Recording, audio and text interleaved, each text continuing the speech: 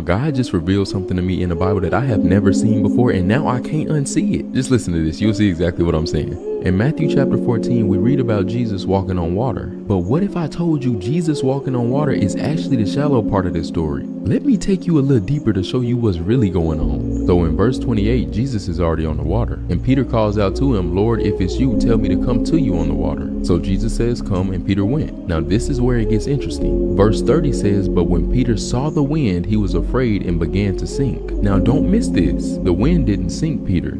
Fear did. The text says Peter saw the wind, but you and me both know wind isn't actually visible. So perhaps the text is trying to articulate that Peter saw what the wind was doing to everything around him and made assumptions about what the wind would do to him. So it wasn't that he lost vision, because he could clearly see everything that was happening around him. It was that he lost focus on the one that stood before him. Notice how when Peter was in the boat, he wasn't afraid of the wind. It wasn't until he got out of his comfort zone that his fear began to heighten. Now all of that is great, but this isn't just a story about Peter.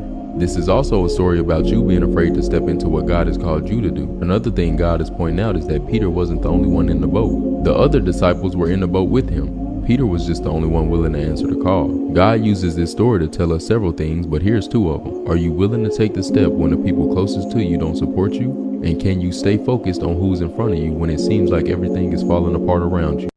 Listen to this. Y'all, God just revealed something to me in the Bible that I have never seen before, and now I can't unsee it.